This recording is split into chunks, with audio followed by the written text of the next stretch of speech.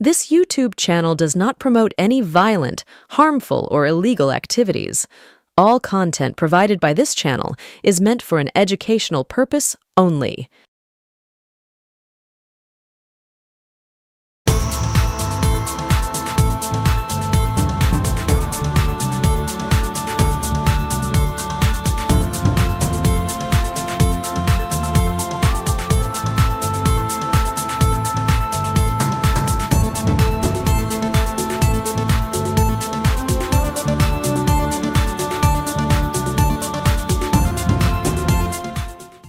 নমস্কার, সুপ্রভাত। আপনারা দেখছেন এনকে ডিজিটালের প্রভাতী সম্প্রচার থার্ড আইতে আজকে আমরা যে বিষয়টা নিয়ে আলোচনা করব সেটা হচ্ছে আরও এক গুণধর ডাক্তার। ডাক্তারদের তো গুণের শেষ নেই, তবে সবাই তো নন। কিছু সংখ্যক ডাক্তার আছেন যাদের জন্য পুরো ডাক্তারি ফেটার্নিটিটা বদনাম হয়ে গিয়েছে। আজ আমাদের সাথে থাকবেন ডাক্তার অরিন্দম বিশ্বাস। আমি তাকেও নেব, তার কথাও শুনবো, কিন্তু তার আগে আপনাদেরকে বলি, আপনার ডাক্তার অনুরাধা সাহা মামলার কথা মনে আছে আপনাদের? অনুরাধা একজন মার্কিন যুক্তরাষ্ট্রের নাগরিক। সালটা ছিল সম্ভবত 1998। অনুরাধা সাহা তার স্বামী ডাক্তার কুনাল সাহার সাথে কলকাতায় এসেছিলেন তাঁদের পারিবারিক কোনো একটা অনুষ্ঠানে যোগ দিতে। কলকাতায় এসে সামান্য জ্বর, সর্দি আর গায়ের র্যাশের সমস্যায় তিনি পড়েন। তৎকালীন কলকাতার সবচেয়ে বড় ডাক্তার সুকুমার মুখার্জির কাছে তারা যান। ডাক্তার সুকুমার মুখার্জির ভুল ট্রিটমেন্টের কারণে ডাক্তার অনুরাধা সাহার অবস্থা প্রচণ্ড অবনতি হয়। আমরি হাসপাতালে ভর্তি হতে হয়। শেষ পর্যন্ত মুম্বাই নিয়ে যাওয়া হয় ব্রিচ ক্যান্ডি হাসপাতালে। তাতেও শেষ রক্ষা হয়নি, অকালেই মারা যান ডাক্তার অনুরাধা সাহা। ডাক্তার অনুরাধা সাহার স্বামী ডাক্তার কুনাল সাহা মামলা করে বসলেন। দীর্ঘ 15 বছর মামলা চলে। অবশেষে প্রায় 11 কোটি টাকা দুটো ক্ষেপে ক্ষতিপূরণ আদায় করেন ডাক্তার কুনাল সাহা। আজকের আলোচনার বিষয় এই আমেরিকা প্রবাসী ডাক্তার কুনাল সাহাকে নিয়ে। আমাদের সাথে আছেন ডাক্তার অরিন্দম বিশ্বাস। অরিন্দম দা, আপনাকে আমাদের চ্যানেলে আরো একবার স্বাগত জানাই। ধন্যবাদ ধন্যবাদ ধন্যবাদ ভালো থাকবেন। অরিন্দম দা, আপনি তো মানে দীর্ঘদিন ধরে প্র্যাকটিসও করছেন, এছাড়া ডাক্তারি আন্দোলনের সাথেও যুক্ত আপনি ছিলেন, এবং কিছু ডাক্তারদের জন্য আজকে পুরো ডাক্তার ফেটার্নিটির একটা বদনাম হয়ে যাচ্ছে, একটা নোবেল প্রফেশন বদনাম হয়ে যাচ্ছে। তার মধ্যে এই আমেরিকা প্রবাসী ডাক্তার কুনাল সাহা তিনি এক উদ্ভট কাণ্ড করে বসলেন। কাণ্ডটা হলো, আপনিও জানেন, আমি দর্শকদের সুবিধার্থে বলি, তিনি হঠাৎ হাইকোর্টে চলে গেলেন মামলা করতে, না স্বাস্থ্যসাথী কার্ড বাতিল করতে হবে। আপনি একজন ডাক্তার, প্রথিতযশা ডাক্তার, আপনি কি মনে করেন এই স্বাস্থ্যসাথী কার্ড বাতিল হওয়াটা কি খুব জরুরি? দেখুন, ব্যাপারটা হচ্ছে আমার নিজের পরিচিতি বাড়ানোর জন্য আমি নিজেকে একটু বড় হাব ডাক্তার, বড় সড়ো ডাক্তার, বিদেশে আমি থাকি, এই একটা হ্যালো তৈরি করার জন্য এই মামলাটা করা হয়েছে। স্বাস্থ্যসাথী বিষয়টা স্পষ্ট আমরা বলেছি যে আমিও একটা মত যে স্বাস্থ্যসাথী সকলের জন্য নয়। আমি, আমার মা, আমার মাসিরা সব স্বাস্থ্যসাথী কিন্তু ক্যান্সেল করেছি, যে দরকার নেই। কারণ আমাদের যতটুকু ঈশ্বরের আশীর্বাদে আছে আমরা করব, কিন্তু যাদের সত্যি দরকার তাদের জন্য স্বাস্থ্যসাথীটা ব্যবহার করা হোক। উনি স্বাস্থ্যসাথী বাতিল করার জন্য কুনাল সাহা নামক এই পরিযায়ী তিনি মামলা করেছিলেন। কিন্তু আমি ধন্যবাদ জানাবো আদালতকে, ধন্যবাদ জানাবো সরকারি যারা উকিল, তারা বিষয়টা বোঝানোর পর আদালত যে নির্দেশটা দিয়েছেন, যে রায়টা দিয়েছেন, যেটাকে বাতিল করে দেওয়া হয়। তো আর এইটা পরিষ্কার কথা, স্বাস্থ্যসাথী এক শ্রেণীর মানুষ উপকৃত হয়েছে। কিছু সমস্যা আছে, কিছু সব শ্রেণীর মানুষ উপকৃত হতে পারেন না, কিন্তু বেশ কিছু মানুষ উপকৃত হন। সেই উপকৃত যারা হয়েছেন আমি তাদের কথা ভেবেই, এবং ভবিষ্যতে যারা উপকৃত হবেন তাদের কথা ভেবেই বলছি যে স্বাস্থ্যসাথী আজকে যে খারিজ করে দেওয়া হয়েছে বা দুদিন আগে খারিজ করে দেওয়া হয়েছে, এটা নিয়ে আমি একটা লাইভও করেছি আমার ফেসবুকে। আমি অত্যন্ত খুশি যে মানুষ সুবিধাটা পাবে, সুবিধা ভোগ করবে। আর সরকার যে প্রচেষ্টাটা করেছে সে সরকারকেও ধন্যবাদ জানাবো যে সরকার এই কাজটা করে কিছু মানুষের কিন্তু সুবিধা করে দিয়েছে। কিছু কিছু বিষয় পাল্টাতে হবে, কিছু কিছু বিষয়ে নীতি পরিবর্তনের দরকার, কিন্তু সার্বিকভাবে স্বাস্থ্যসাথী প্রকল্প সাধারণ মানুষের অনেক উপকারে লেগেছে। অনেকের লেগেছে, সেটা নিয়ে কোনো সন্দেহ নেই। তো সেই জায়গা থেকে আমরা খুশি যে আজকে স্বাস্থ্যসাথী প্রকল্প আদালত খারিজ করেছে সব বিষয় নিয়ে। তবে ব্যাপারটা হচ্ছে মামলাবাজ ডাক্তার, উনি একজন মামলাবাজ ডাক্তার। উনি এবার সুপ্রিম কোর্টে চলে যায় কিনা জানি না, কিন্তু আপাত দৃষ্টিতে মনে হয় না সুপ্রিম কোর্টে কিছু করা সম্ভব হবে। এই রায়ের কোনো পরিবর্তন আসবে, কারণ এই রায় মানুষের জন্য করা। এই রায়ের এই প্রকল্পটা, রায় বলছি, এই প্রকল্পটা মানুষের জন্য করা, মানুষের সুবিধার্থে করা, মানুষের সাহায্যের জন্য করা, এবং সরকারের যে প্রচেষ্টা, এটা সাধুবাদ জানাতেই হবে। এবং তার সাথে এই মামলা মনে হয় না সুপ্রিম কোর্টে গিয়ে খুব বেশি সুবিধা করতে পারবে না, আবার আরেকটা রাউন্ড হেরে ফিরে আসবে। অরিন্দম দা, আপনি একটা কথা বললেন, কথাটা খুব কানে লাগলো, একটা হ্যালো তৈরি করার জন্য। অর্থাৎ ডাক্তারদেরও এই প্রচার প্রসারের দরকার হয়। তিনি তো আমেরিকা প্রবাসী গুণী ডাক্তার বলেই আমরা জানি, তাঁদেরও এদেশে এসে প্রচার পেতে এই রকম মামলা করতে হয়। দেখুন, একটা কথা খুব স্পষ্ট, আমি খুব স্পষ্ট কথা বলি, উনি আমেরিকার অ্যান্থনি ফসি নন। উনি পেডিয়াট্রিক কি সব ইমিউনোলজি করেছেন। আমেরিকাতে উনি বিরাট নাম সুনাম অর্জন করেছেন, সেরকম কোনো খবর আমরা পাইনি বা কেউই পাইনি। উনি নামটা করেছেন, উনি এনআরএস এর প্রোডাক্ট। তারপরে আমেরিকায় চলে যান, তখন তখন ওই ছোটখাটো পরীক্ষা দিয়ে আমেরিকায় চলে যাওয়া যেত, এটা অস্বীকার করার নেই। আমেরিকাতে গিয়ে উনি সেখানে কি করে ওই পেডিয়াট্রিকের ওপর কিছু কাজ করেছেন। তারপরে দুঃখের বিষয়, একটা দুঃখজনক ঘটনা, বেদনার ঘটনা ওনার পরিবারে ঘটে যায়, এটা অস্বীকার করছি না। ডাক্তারের গাফিলতি কিছুতেই আমি মেনে নেব না। কোনো বড় ডাক্তার বলে কিছু হয় না। আমি আবার বলছি, বিখ্যাত ডাক্তার একজনই হয়েছিল, সে হচ্ছে আর্থার ক্যানন ডয়েল। শার্লক হোমসটা উনি লিখেছিলেন। আর তাছাড়া কোনো বিখ্যাত কিছু না। ডাক্তারিটার জন্য বিরাট বুদ্ধিও লাগে না। ডাক্তারের হচ্ছে অ্যাপ্লিকেশন অফ মাইন্ড, আর হচ্ছে একটু পড়াশুনো করে যাওয়া। তো বিরাট বুদ্ধির লোকও মানে ডাক্তার হওয়ার দরকার পড়ে না।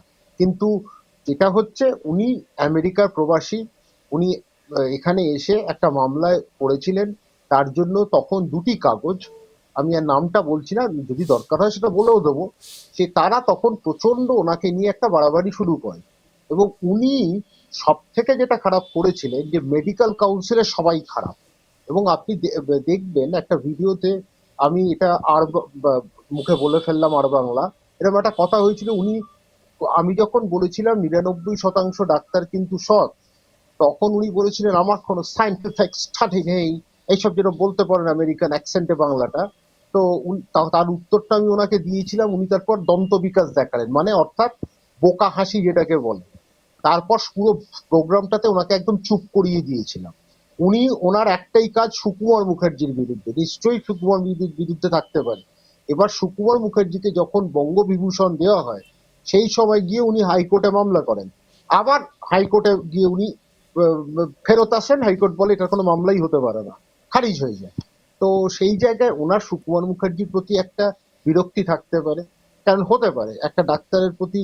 শুনুন, সব ডাক্তার সবাইকে স্যাটিসফাই করতে পারবে না, এটা ঘটনা। আমিও সবাইকে পারিনি। আমার হাতে কি পেশেন্ট মারা যায়নি? নিশ্চয়ই গেছে, অল্প বয়স্ক দুজন গেছে। সেটার জন্য এখনো বুকে আমার লাগে, কিন্তু আমি করতে পারিনি সেখানে। কিন্তু আমি অনেক চেষ্টা করেও পারিনি, আমার চেষ্টা শেষ ছিল না। সুকুমার মুখার্জি তো ওনার ওয়াইফকে মার্ডার করতে যায়নি বা মারতে যায়নি। সুকুমার মুখার্জি ওনার ওয়াইফের ভালোর জন্য একটা চেষ্টা করেছেন, হয়নি, খুব আনফর্চুনেট। পরবর্তী ক্ষেত্রে উনি ফারুক উদবাদিয়ার কাছেও নিয়ে গেছিলেন ব্রিজকোট ক্যান্ডিতে, সেখানেও খুব বেশি লাভ হয়নি, সেটা ফিরে এসেছে। মৃত্যুটা সত্যি খারাপ, বেদনার। আবার বলছি, এটা যদি আমার পরিবারে হতো আমি বুঝতাম, এই বেদনাটা আমারও হতো। কিন্তু এইটাকে ঘিরে একটা পিপলস ফর বেটার ট্রিটমেন্ট তৈরি করে যথেচ্ছা ইচ্ছে একটা মামলা, মানুষকে, আমাদের ডাক্তারদের, বাংলার ডাক্তারদের ছোট করে দেখা, অল ইন্ডিয়াতে কারাপ্টেড সিস্টেম। এবং উনি একটা ডেঞ্জারাস কথা বলেছিলেন, ওইটা কিন্তু কেন অন্যরা নেয়নি আমি জানি না। উনি কিন্তু জুডিশিয়াল সিস্টেমটাকে উনি কিন্তু করাপ্ট বলেছিলেন। আপনি খুব মন দিয়ে শুনুন, আপনাকে একদম জুডিশিয়াল সিস্টেম করাপ্ট, মানে একদম জুডিশিয়াল সিস্টেমের ওনাকে, সে ঘটনাটা হচ্ছে এটাই হয়। ওই চ্যানেলের যারা ছিলেন বা তারা চুপ করে গেলেন। উচিত ছিল ওনাকে নিয়ে এটা একদম হাইকোর্ট অব্দি দৌড় করানো, কারণ জুডিশিয়াল সিস্টেম, উনি ডাক্তারদের গালাগাল দিচ্ছেন, উনি মেডিকেল কাউন্সিলকে গালাগাল দিচ্ছেন, উনি জুডিশিয়াল সিস্টেমকেও গালাগাল দিচ্ছেন। ঠিক। আমার প্রচন্ড বিরক্ত ছিল। ওই জন্য আমি একটাই কথা বলেছিলাম, পরিযায়ী কি বললো আমার কিচ্ছু এসে যায় না, কিন্তু একটা কথা আমি বলি, ঘটনাটা দুঃখজনক হলেও এরপরে কিছু মানে এক কথা বাংলায় যাকে বলে বার খাইয়ে দেওয়া, ওই বার খাইয়ে দেওয়ার বিষয়টা ছিল হচ্ছে কয়েকটা নিউজ, মানে প্রিন্ট মিডিয়া, তখন ঠিক। এতটা চ্যানেল আসেনি। ওই প্রিন্ট মিডিয়া তখন কিন্তু প্রচন্ড, উনি আবার তাদেরকে বিদেশেও ঘুরতে নিয়ে গেছেন, এসব করেছেন, সেসব দিয়েছে, মানে একদম ওপেন একটা চ্যানেল হ্যাঁ, বলেছিল যে জানি এটা। He was treated with smoke salmon. Salmon আমেরিকার খুব একটা মাছ, যেটা স্মোক স্যালমন দিয়ে পর্যন্ত উনি খাইয়েছেন। তো আমার বক্তব্য, এটা তো বেশি দিন মেনে নেওয়া যায় না। আর ঘটনাটা হচ্ছে সব ডাক্তার খারাপ, তার মানে উনি আমাকেও বলছেন, উনি আরেকজনকেও বলছেন, সততার ঠিক। সাথে যারা প্র্যাকটিস করে। সেই জন্য এই ঘটনাটা প্রেক্ষিতে আমি খুশি যে ওনার মামলাটা হাইকোর্ট খারিজ করে দিয়েছে। অরিন্দমদা, একটা জিনিস আপনাকে আমি, মানে আমি একজন সাধারণ পেশেন্ট হিসেবে বলতে পারি বা পেশেন্ট পার্টি হিসেবে বলতে পারি, যতবার হাসপাতাল বা ডাক্তারবাবুদের সামনাসামনি হয়েছি আমি দেখেছি ডাক্তারবাবুরা আপ্রাণ চেষ্টা করেন রোগীকে সুস্থ করে তোলার। এবং আমি দায়িত্ব নিয়ে বলছি, অন ক্যামেরা বলছি, 99% ডাক্তার খুব সিরিয়াসলি ট্রিটমেন্টটা করেন। শুধুমাত্র 1% ডাক্তারের জন্য পুরো ডাক্তারদের একটা বদনাম করার প্রচেষ্টা সব মহলেই চলে। এটাকে আপনি কিভাবে দেখেন? আমাদের যেখানে গাফিলতি বা খামতি আছে সেটা তো অস্বীকার করছি না। মেডিকেল কাউন্সিল একটা সিদ্ধান্ত নেয়, অনেক দিন সময় লেগে যায়, সেটাও খারাপ। যেখানে ডাক্তারদের কোনো দোষ আছে, জেনে বুঝে কিছু একটা ভুল হয়েছে বা নেগলিজেন্সির ব্যাপার আছে, সেখানে নিশ্চয়ই একটা ডাক্তারের বিরুদ্ধে ব্যবস্থা নাও। কিন্তু ডাক্তারের যে মোটিভটা, সেটা নিয়ে যদি তুমি বারবার প্রশ্ন তুলতে থাকো যে ডাক্তারের মোটিভ, ডাক্তার মেরে দিতে চাইছে, এই করতে চাইছে, আমার বক্তব্য 1% আছে। আপনি এবার আরজি কর আন্দোলনে এই যে 1% বলছেন না, যে ঠিক। তারা তাদের মানবিকতা এতটা নিচ, মানসিকতা এতটা নিচে, যে 1.5 মাস ধরে সাধারণ মানুষ ভুগে গেল, 1.5 মাস ধরে হাসপাতালে কাজ করলো না। তো এই তোতলা পাতলা কাতলা কতগুলোকে দেখলাম। তো আমার বক্তব্য হচ্ছে, সেইখানে এইসব লোকেদের জন্য ডাক্তারদের সার্বিকভাবে, যেটা আমি আপনার চ্যানেলে একটা কথা আমি বলেছিলাম, যে আমার প্রবীর বাবু, আমার চিন্তাটা কোথায় হয় জানেন, সৎ ডাক্তার যারা আছেন, গ্রামের দিকে আছেন, শহরতলিতে আছেন, তাদের ওপর মানুষটা বিরক্ত হয়ে যায় এই ঠিক। ডাক্তারদের ব্যবহারগুলোর জন্য। আছে তো, আমি অস্বীকার করছি না, করাপ্টেড ডাক্তার আছে, আমি বলছি। নয়তো আর 6টা বাড়ি 4টে বাড়ি, ওই বাড়ি সোজাসুজি করলে এগুলো করা যায় না, কয়েকজন ডাক্তার পারে, সব ডাক্তার পারে না। তো ঘটনাচক্রে হচ্ছে, কিন্তু ডাক্তারদেরকে আজকে লোভটা কে বাড়িয়েছে? একটা হচ্ছে ফরেন ইনভেস্টমেন্ট চলে এলো, সেটা নিয়ে একটা ওষুধের দাম বাড়তে শুরু করলো। দ্বিতীয়ত হচ্ছে, ডাক্তারদেরকে এই জায়গাটা দিয়েছে কংগ্রেস সরকার, যখন কামরুদ্দিন আহমেদ যখন একটা মন্ত্রী ছিলেন, এবং উনি ডাক্তারদেরকে কনজিউমারের মধ্যে ঢুকিয়ে দিলেন। সেই দিন থেকে ডাক্তাররা বললো, যা, আমরা যখন কনজিউমার হয়ে গেলি, আমরা নিজেদের অ্যাডভার্টাইজ করব, আমরা আরো টাকা করব, আমাদেরকে তো কনজিউমার মধ্যে আওতার মধ্যে রেখেছো। তো সেই জায়গা থেকেই ডাক্তারদের কারাপশনটা শুরু হয়েছে। আর মেডিকেল কোম্পানি যারা বিভিন্ন কনফারেন্সের নামে ডাক্তারদের এখানে ওখানে ঘুরিয়ে দিচ্ছে, তারপর থেকে ডাক্তারকেও তো দরকার, সব ডাক্তার তো তাদের ক্ষমতা নেই। মেডিকেল কোম্পানি সেই সুবিধাটা নিয়ে নিয়েছে, আজকে চলো থাইল্যান্ড, আজকে চলো মায়ানমার, আজকে চলো বার্বাডোস, আজকে এখানে চলো আফ্রিকা চলো। তো এই জায়গায় থেকে ডাক্তারদেরকে আছে, খারাপটা কিন্তু মেডিকেল কোম্পানি করেছে, সরকারের কিছু ভুল সিদ্ধান্ত, কেন্দ্রীয় সরকারের ভুল সিদ্ধান্ত, আর মেডিকেল কাউন্সিলের কিছু ভুল সিদ্ধান্তের জন্য আজকে এক শ্রেণীর ডাক্তাররা খারাপ কাজ করেও বেঁচে গেছে। কুণাল সাহার এই কথাটা আমি মানতে রাজি আছি, কিন্তু উনি ডেড অফ করাপশন, সবাই খারাপ, সব বাজে, সেইটা নিয়ে আমার প্রবল আপত্তি ছিল।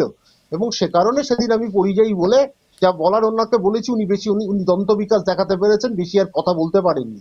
কিন্তু একটা কথা, ডাক্তার হিসেবে সততার সাথে যারা প্র্যাকটিস করে, তাদের কাছে আমি মাথা নত করেই বলবো যে আপনারা করে যান, আপনাদের প্রতি সম্মান শ্রদ্ধা আছে।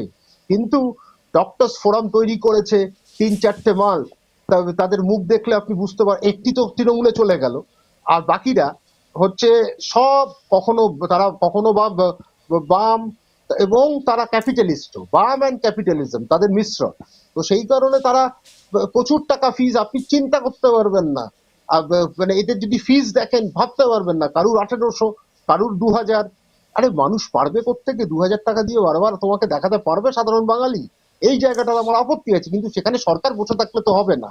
আজকে শাহাবুদ্দিন যেরকম বিহারে ফিজ কন্ট্রোল করতো, সেটা যেরকম অন্যায়, সেখানে সরকারি ভাবে এই কাজটা করো না, অসুবিধা কি আছে? আমার তো অসুবিধা নেই। তো সেই জায়গা থেকে এই যে ডাক্তারদের কথা আপনি বলছেন, হ্যাঁ 99% আমি এখনো বিশ্বাস করি শহরতলিতে যারা আছে, গ্রামে যারা আছে, সাইকেল নিয়ে যাচ্ছে, তাদের কি রোজগার আছে বলুন তো? তাদের কোনো রোজগার নেই, তাদের সেইভাবে রোজগার নেই। কত টাকা দিয়ে তাদের কি হয়, যা যেভাবে খরচ বাড়াচ্ছে। কিন্তু এক শ্রেণীর ডাক্তার কলকাতার মধ্যে বসে, আপনি প্রবীরবাবু তাদের সাথে খুব ভালো আলাপ আপনাদের আছে, তারা তাদের লাইফস্টাইল কি, তাদের কটা গাড়ি, কটা বাড়ি, কোথায় তারা থাকে, সবটা মোটামুটি আপনি জানেন। তারপরে ঘটনাচক্রে হচ্ছে, এমন ডাক্তার তো দেখা যায় উত্তর কলকাতার, যে ডাক্তারি আন্দোলনে একেবারে ঝাঁপিয়ে পড়লো, ও মা, তারপরে কুণাল ঘোষের সাথে করলো।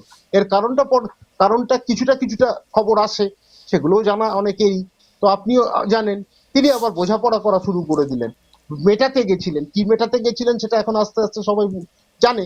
তো আমার বক্তব্য হচ্ছে যে দ্বিচারিতা আছে ডাক্তারদের মধ্যে, এটা অস্বীকার করেনি এক শ্রেণীর ডাক্তারের মধ্যে। কিন্তু এখনো বিশ্বাস করি এরকম বহু ডাক্তার আছে, তাদের কথা, তাদেরকে একটাই নামই বলবো, দে আর আনসাং হিরোজ।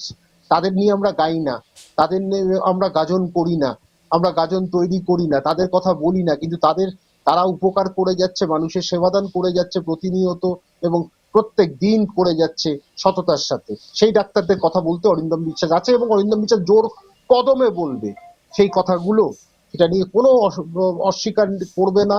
এবং সেই জায়গায় থেকে অরিন্দম বিশ্বাসের কোনো হেসিটেশনও হবে না, এক অবলীলায় বলবে।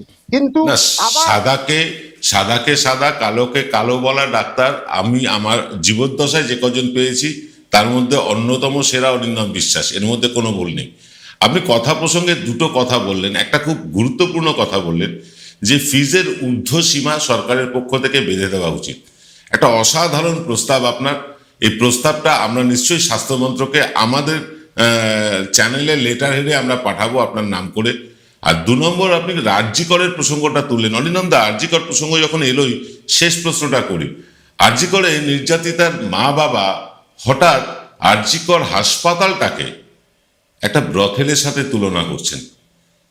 ভাবতে পারছেন? মানে যেভাবে ডাক্তার কুণাল সাহা পুরো সিস্টেমটাকে করা বলছেন, সেভাবে নির্যাতিতার মা বাবা তাদের স্পর্ধা দেখুন, একটা গোটা হাসপাতাল সিস্টেমটাকে তিনি ব্রথেলের সাথে তুলনা করছেন। এটাকে কিভাবে দেখছেন? শেষ প্রশ্ন।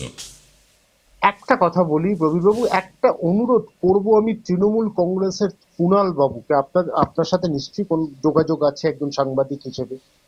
কুণাল ঘোষ, ওনাকে ওনার নামটা নিয়ে বারবার ওনাকে যত অ্যাটাক করবেন, ওনার একটা সিম্প্যাথি আসবে। ওনাদের মাথার এখন ঠিক নেই, মানসিকতা ওনাদের খারাপ, কন্যাকে হারিয়েছেন, খুবই বেদনা। আজ আমারও হলে নিশ্চয়ই আমারও হতো। কিন্তু একটা কথা, কুণাল বাবুর একটা জায়গায় জোর দেওয়া উচিত ছিল, বা তৃণমূল কংগ্রেসের, যেটা তৃণমূল কংগ্রেস ভুল করেছে, যে মমতা বন্দ্যোপাধ্যায় তো বলেছিল 5-6 দিন ধরে যে আমাদের 5-6 দিন কেসটা দিন, তারপরে সিবিআই কে নিয়ে নিন। ঠিক। এই জায়গাতে তখন বাবা মা চট করে সিবিআই এর কাছে চলে গেল। প্রথমে বাবা মা মানলো যে হ্যাঁ মমতা বন্দ্যোপাধ্যায় এসে বাড়িতে বলেছেন, তারপরের দিনই সিবিআই তে চলে গেল। তার মানে বোঝা যাচ্ছে কেউ মাথা খাচ্ছিল, পাশের বাড়ি কাকু, ডান দিকের বাড়ির জেঠু, সামনের বাড়ির মাসি, পেছনের বাড়ির পিসি, তারপর হচ্ছে তোতলা পাতলা কাতলা দাড়িওয়ালা, সব গিয়ে উপস্থিত হচ্ছিল, আর বিভিন্ন চ্যানেলের দালালগুলো উপস্থিত হয়েছিল। তো ঘটনাটা হচ্ছে, আমার বক্তব্য ওনাদের মাথা ঠিক ছিল না, কিন্তু তৃণমূল কংগ্রেস বারবার ওনার বাবা মাকে তুলে যে কথাগুলো বলছেন, দরকারই নেই। ওনাদের বক্তব্য, ওনার বাবা মা দ্বিচারিতা তো দেখিয়েছে, প্রথমে মেনে নিয়েছিল মমতা বন্দ্যোপাধ্যায়ের অধীনে, রাজ্য সরকারের অধীনে তদন্ত হবে, সেইটা ওনারা না মেনে ওনারা সিবিআই চলে গেলেন। সিবিআই রিপোর্ট দিয়েছে। এইবার সিবিআই এর ওপর রাগটা গিয়ে যদি আরজিকরকে বেশ্যাখানা বলা হয়, তার বেশ্যালয় বলা হয়, পতিতালয় বলা হয়, তাহলে তো অত্যন্ত খারাপ। ওনাদের দেখুন, ওনাদের আমি এখনো বলছি মানসিকতা একটা শেষ জায়গায় চলে গেছে। ওনারা এই জন্যই আলটপকা মন্তব্যগুলো করছেন এবং কুমন্তব্যগুলো করছেন।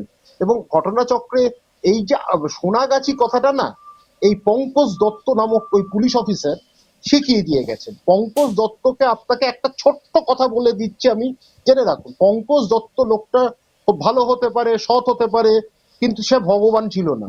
কারণ পঙ্কজ দত্তর সাথে আমার বিভিন্ন অনুষ্ঠানে একটু বাকবিতণ্ডা হয়েছে, সেটা অনেক আগে যখন উনি নিউজ টাইমে যেতেন। তারপরে তো এবিপির সাথে ওনার একেবারে, এবিপি ছাড়া আর কোথাও যেতেন না। কিন্তু একটা কথা আমি পঙ্কজ দত্তকে বলবো, পঙ্কজ দত্তর ব্যাপারে ব্যক্তিগত আমার একটা অভিজ্ঞতা আপনার সাথে শেয়ার করে দিই। পঙ্কজ দত্ত একটা জায়গায়, পূরবী রায় যিনি নেতাজি নিয়ে ম্যাডাম গবেষণা করেন, পূরবী রায়ের একটা বই বেরিয়েছিল, সেইখানে রামকৃষ্ণ মিশনে আমিও গেছিলাম। আমার যেতে একটু দেরি হয়েছিল কারণ আমার আউটডোর থেকে আমার ওখানে ঢুকেছিলাম। পূরবী ম্যাডামকে আমি খুব শ্রদ্ধা করি, উনি আমাকে যেতে বলেছিলেন। ওনারই খুব ক্লোজ সাথী ম্যাডাম, সাথী মালাকার, উনি আমাকে রেসপেক্ট, আমি ওনাকে খুব রেসপেক্ট করি, ওনারা যেতে বলেছেন। প্রথম আসনটা আমি গিয়ে বসি, আমার একটু দেরি হচ্ছিল, তখন পঙ্কজ দত্ত বক্তব্য রাখছিলেন।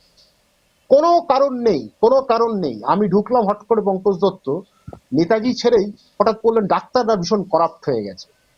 ব্যাপারটা এই লোকটার ব্যক্তিগত আক্রমণ করার একটা ভীষণ অভ্যেস ছিল। মারা গেছেন, কিন্তু মারা গেলে পাপটা চলে যায় না, বা যে কথাগুলো বলে গেছেন সেগুলো উবে যায় না। তো আমার বক্তব্য হচ্ছে, একজন লয়ার আছে, দেখবেন কি কান্না, মানে পঙ্কজ দত্ত চলে গেছেন। আসল ব্যাপারটা হচ্ছে পঙ্কজ দত্তকে ঘিরেও তো ওনাদের সব ব্যবসাটা চলে যাচ্ছে।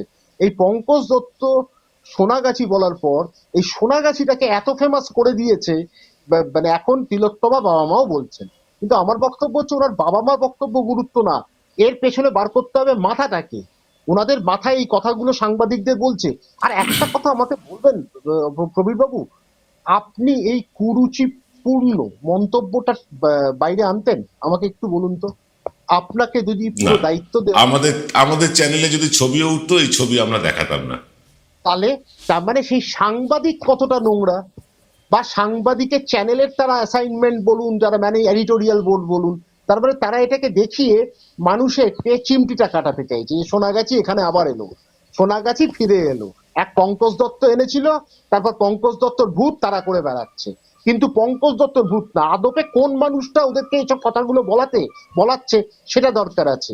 এইটা আমার ওনাদের মানসিকতা মানবিকতা নিয়ে যে প্রশ্ন না, ওনাদের যে মানসিকতা এখন যেভাবে শেষ সীমাতে চলে গেছে, এই কথাগুলো আজ নয় কাল বেরোবে। কিন্তু সোনাগাছি কথাটা শুরু করেছিলেন পঙ্কজ দত্ত, প্রয়াত পঙ্কজ দত্ত। তো কিন্তু এই আমার বক্তব্য, যে চ্যানেল তার ইন্টারভিউ নিল, সেই চ্যানেল ওটাকে ভাইরাল করলো, ওটাকে দেখালো। এটাই হচ্ছে আমার সেই চ্যানেল কোন জায়গায় কোন পর্যায়ে নেমেছে। এই নিম্নমানের চ্যানেল মানে খবর পরিবেশন করাটা বন্ধ হোক, বন্ধ হোক, এটাই তো আমি বলবো। উনি একটা বললেন আলটপকা মন্তব্য, সেই আলটপকা মন্তব্যটা দেখাতেই হবে। তাদের একটু ভাবনা চিন্তা ছিল না? আপনি দেখাতেন না, আমি তো বলছি আপনি দেখাতেন না কখনো। তো ঘটনাচক্রে হয়েছে, কি আর বলবো, এরকম ছোট লোক আমি যদি করতে থাকেন, তার মানুষের সিম্প্যাথি কিন্তু চলে যাবে। কিন্তু কুণাল বাবু বারবার যে করছেন, কুণাল বাবু এই কথাটা কেন বলছেন না? ওনার বাবা মার মধ্যেই তো মিথ্যাচারিতা হয়েছে। ওনার বাবা মা মেনে নিয়েছিলেন মমতা বন্দ্যোপাধ্যায়ের কথাটা, মমতা বন্দ্যোপাধ্যায় ওনার বাড়িতে চলে গেছিল কথাটা, তারপরে সিবিআই কে চলে গেল, সিবিআই তদন্ত করেছে। উনি আরজি করকে গালাগাল দিলে তো হবে না, সিবিআই কে গালাগাল দিলে হবে না। সিবিআই তদন্ত প্রামাণ্যের দলিলের ভিত্তিতে করেছে এটা। তারপরে যদি বলতে থাকে আরেকটা লোক আছে, আরেকটা লোক উত্তরে আছে, কেউ নেপালে আছে, কেউ মালদ্বীপে আছে, এগুলো শুনে তো লাভ নেই, এগুলো তো বোকা বোকা কথা হলো, এগুলো তো আজগুবি একটা গল্প তৈরি হলো। সেখানে ওর বাবা মাকে আমি কোনো দোষ দিচ্ছি না, এখনো সিম্প্যাথি ওনাদের প্রতি আমার আছে। ওনাদের মানে মানসিকতাটা একটু অন্যরকম হয়ে গেছে কন্যাকে হারিয়ে, ওই জন্য যা খুশি ওনার মনে আসছে সেটা বলে দিচ্ছেন, কিন্তু বলা ঠিক নয়।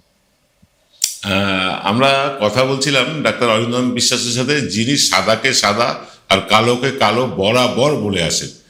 যতগুলো টেলিভিশন চ্যানেলে উনি যান, সাধারণত টিভি আমি দেখি না, শুধু ওনার শো দেখার জন্য আমি টেলিভিশন খুলে বসে থাকি। আমি অনেক কিছু শিখতে পারি। আশা করি আপনারা দর্শকেরাও অনেকটা জানতে পারলেন অরিন্দম বিশ্বাসের কাছ থেকে। অরিন্দম দা, অনেক ধন্যবাদ আপনাকে আমাদের চ্যানেলে আসার জন্য।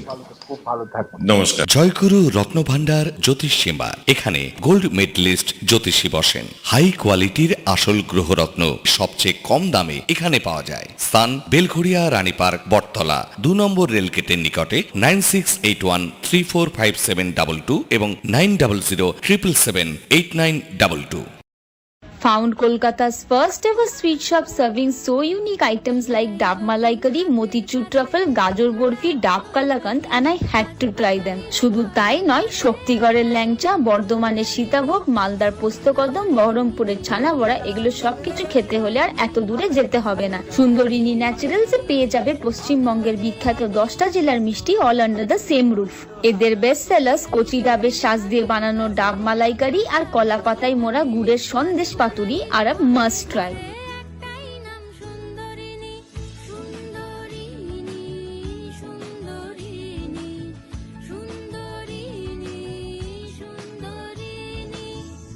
আপনারা শুনছিলেন অরিন্দম বিশ্বাসের সাথে আমি কথা বলছিলাম।